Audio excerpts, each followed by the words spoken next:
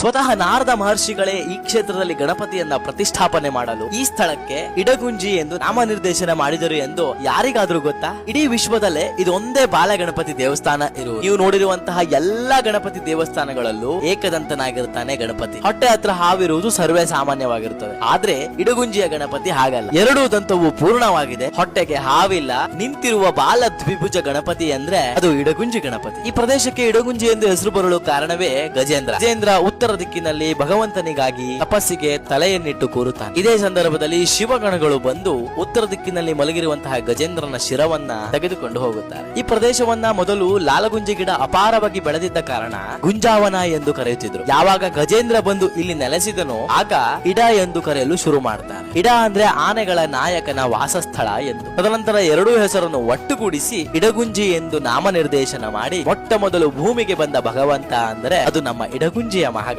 ಇಡಗುಂಜಿ ದೇವಸ್ಥಾನದ ಪೂಜೆಯ ವಿಚಾರವಾಗಿ ಹೇಳಬೇಕಂದ್ರೆ ಎರಡು ಕುಟುಂಬವನ್ನ ಪೂಜೆ ಮಾಡಲು ಸ್ವತಃ ಋಷಿಮುನಿಗಳು ಸೂಚಿಸಿದರು. ಅದು ಇಂದಿಗೂ ಪಾಲನೆಯಲ್ಲಿದೆ. ಏಕೆಂದ್ರೆ ಎಲ್ಲಾ ದೇವಸ್ಥಾನಗಳ ತರ ಗಣಪತಿ ಏಕದಂತನಲ್ಲ. ಉಪನಿಷತ್ತುಗಳ ಮೂಲಕ ಇಲ್ಲಿ ಪೂಜೆ ನಡೆಯುವುದಿಲ್ಲ. ಏಕದಂತಂ ಚತುರಹಸ್ತಂ ಪಾಶುಮಂಕುಶ ಧಾರಣಂ ಎಂದು ಶ್ಲೋಕದಲ್ಲೇ ವರ್ಣನೆ. ಆದ್ರೆ ಇಲ್ಲಿ ಗಣಪತಿ ಏಕದಂತನಲ್ಲ. ಹಾಗಾಗಿ ಋಷಿ, ಛಂದಸ್ಸು, ಧ್ಯಾನ, ಶ್ಲೋಕ ಎಲ್ಲ ಭಿನ್ನವಾದದ್ದು. ಎರಡು ಗೋತ್ರ ಅಂಗೀರಸು ಮತ್ತು ವಿಶ್ವಾಮಿತ್ರ ಗೋತ್ರವನ್ನು ಹೊಂದಿರುವಂತಹ ಎರಡು ಕುಟುಂಬವನ್ನು ಮಹರ್ಷಿಗಳೇ ಸ್ವತಃ ನಿಯೋಜನೆ ಮಾಡುತ್ತಾರೆ. ಇನ್ನು ಅನೇಕ ಕಾರಣಗಳಿಂದ ಇಡಗುಂಜಿ ಮಹಾಗಣಪತಿ